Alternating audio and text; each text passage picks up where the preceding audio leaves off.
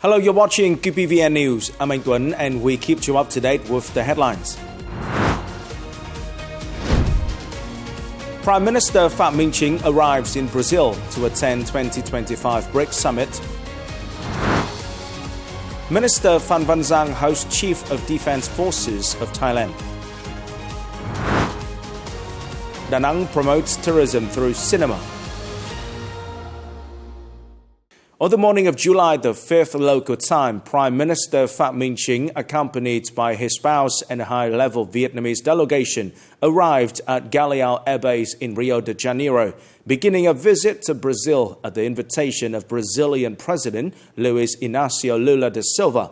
The visit marks the beginning of his participation in the 2025 BRICS Summit and a series of bilateral activities in Brazil.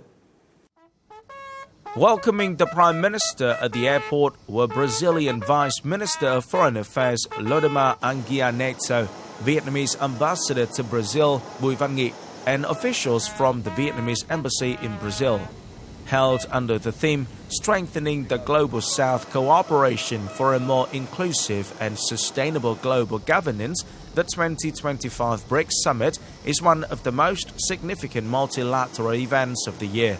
It brings together leaders from approximately 20 countries, including heads of state and government, the United Nations Secretary-General, and leaders of key international organizations. As the representative of Vietnam, the 10th BRICS partner country, Prime Minister MINH will attend and deliver remarks at high-level sessions of the summit. His agenda will cover a broad range of global challenges, including multilateral cooperation, economic and financial stability, artificial intelligence, climate change, and global health. The Prime Minister is also scheduled to hold bilateral meetings with various heads of state and international organization leaders. Prime Minister MINH will meet with President Lula da Silva, visit cultural and sports institutions, attend a business forum, and work with major Brazilian enterprises. These activities aim to deepen political trust, practical and sustainable Vietnam-Brazil partnership. On the occasion of the 78th anniversary of Wounded Veterans and Martyrs Day on July the 5th in Tân Ninh Ward, Tây Ninh Province, Mr. Nguyễn Trọng Nghĩa, head of the party Central Committee's Commission for Information, Education and Mass Mobilization, joined the National Assembly delegation of Tây Ninh Province to meet, express gratitude and present gifts to national contributors in the program Bright Eyes of Vietnam. Mr. Nguyễn Trọng Nghĩa presented 30 gifts to national contributors and presented Tây Ninh Province with more than $22,000 in funding to carry out the program Bright Eyes of Vietnam, aiming to provide free eye examination, consultation and surgery for relatives of national contributors, officers and soldiers of the armed forces and people of Tây Ninh. Mr. Nguyễn Trọng Nghĩa suggested that the local party committee and authorities, after the administrative unit arrangement, should continue to pay attention to and take good care of national contributors and their relatives in the area. On the morning of July the 5th in Hanoi, General Phan Van Giang, Minister of National Defense of Vietnam, received a high-ranking military delegation of the Royal Thai Armed Forces, led by General Songwit Noonpak, Chief of Defense Forces of Thailand, who is on an official visit to Vietnam. Applauding the outcomes of the talks held on July the 4th between General Songwit Noonpak and General Nguyễn Tân Cương, General Phan Van Giang acknowledged the positive results of bilateral defense cooperation over the past time, as well as the proactive role of Thailand and its Ministry of Defense and Royal Thai Armed Forces in promoting multilateral cooperation, especially within ASEAN.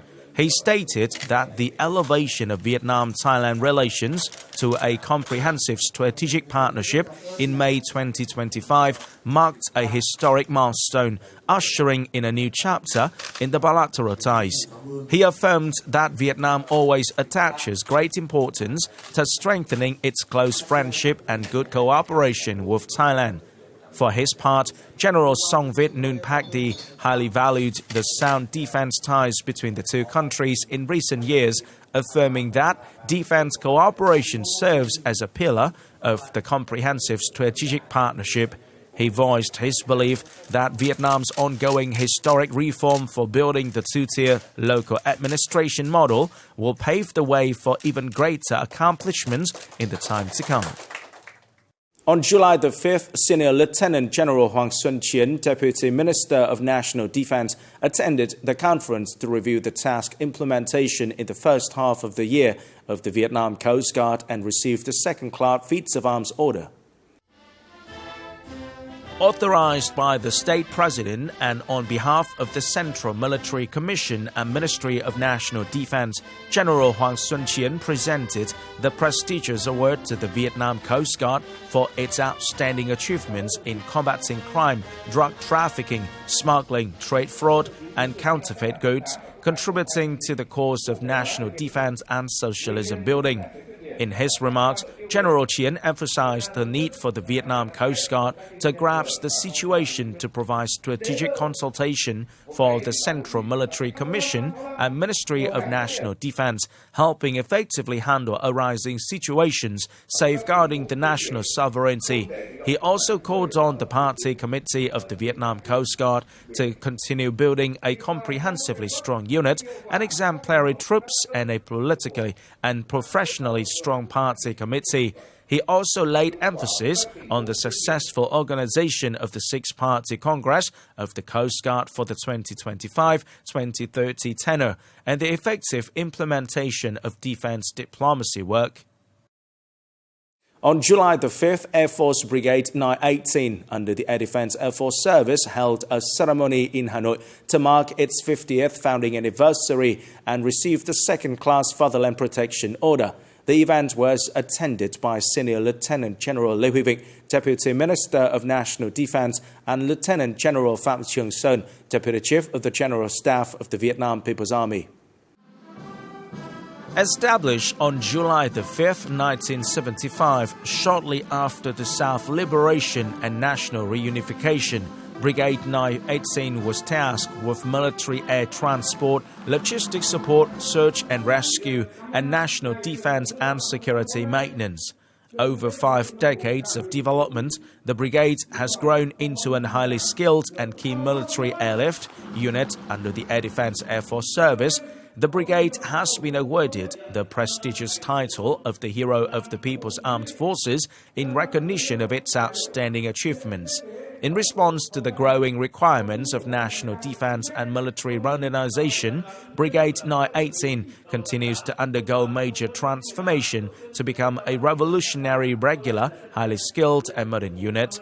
It has enhanced real-life training, mastered advanced equipment, and strengthened response capabilities, affirming itself as a strategic and reliable air transport unit within the Air Defense Air Force Service and the heroic Vietnam People's Army.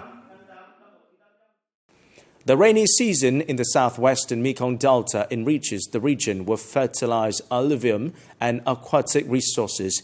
Yet it also carries unpredictable threats such as storms, flash floods, and landslides that pose serious risk, especially in upstream provinces like An Giang. In response, the province armed forces have taken a proactive stance, effectively applying the fall-on-the-spot motto, while highlighting the crucial role of the self-defense and militia force in disaster response preparedness and community protection.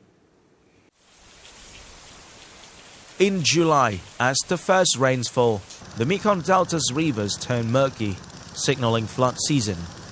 On the vital Vĩnh Tế Canal, currents grow dangerous with heavy rains and upstream flow. To prevent accidents, An Giang Self-Defense and Militia Force has quickly deployed patrols, set up watch posts and marked hazardous areas with warning flags. Water rises rapidly beneath breaches and through canals, creating extremely hazardous conditions. Most boats on the Vĩnh Tế Canal are large and heavily loaded, and when storm winds pick up, these vessels can become unstable and difficult to control. Before each rainy season, the militia force fans out to clear overgrowth, improve visibility, and help residents reinforce their homes for safety. My house was dilapidated and unstable, but the militiamen came and helped reinforce it. Disaster response and rescue drills are carried out thoroughly, tailored to the specific conditions of each area. Both personnel and equipment are kept ready for any events. We've anticipated all potential natural disaster and landslide scenarios in order to proactively develop response plans. Based on these, we've established coordination strategies with all units stationed across Anzang. This ensures that whenever an incident occurs, our forces are fully prepared to respond and begin recovery efforts immediately. Natural disasters are parts of nature's cycle, but the difference between safety and loss lies in human preparedness. Guided by the principles of 4 on-the-spot and 3 readiness, the armed forces of Anzang province are tackling natural disasters with practical actions and unwavering commitment to protecting the people. Coming up next, 30,000 people expected to participate in 80th anniversary of National Day. Da Nang promotes tourism through cinema. The Hanoi People's Committee has just issued a plan to organize a celebration and military parade to celebrate the 80th anniversary of the August Revolution and National Day, September the 2nd. Accordingly, the celebration will be held from 6:30 a.m. on September the 2nd at Baring Square and some streets in central Hanoi with the participation of about 30,000 delegates and people. The chairman of the Hanoi People's Committee noted that unit needs to be ready for all situations and avoid even the smallest shortcomings. At the same time, the reception must be thoughtful, respectful, and given top priority while ensuring absolute safety. Information and dissemination work must be flexible and effective to create an exciting atmosphere among the public, thereby spreading the fine image of the Hanoi people. Following 2 successful editions, the Da Nang Asian Film Festival has returned to Da Nang with expanded scale and enhanced artistic quality. Co-hosted by the city and the Vietnam Association of Film Promotion and Development, this year's festival brings together Asian and international stars, filmmakers and experts. The event aims to position Da Nang as a leading hub for creativity, culture and tourism in the region. This year's festival marks a significant leap in organizational scale, with highlights including a special program on 50 years of Vietnamese war cinema, a Korean cinema spotlight, and the launch of a film project incubator. Notably, the newly introduced Panorama of Asian Cinema showcases outstanding works in the region. There are around 200 films to be screened, so I've tried to manage the time to watch the films. It's a great opportunity to explore Asian and Vietnamese cinema and learn more about the Vietnamese cinema sector's development. The festival serves as not only an opportunity to introduce outstanding works, but also a dynamic platform for exchange, collaboration, and creative inspiration among filmmakers, artists, and audiences. Through the event, the Vietnamese cinema sector is expected to make a stronger mark on the regional and global stage. Hopefully, events like these would help foster connectivity between Vietnam's cinema sector and the world's.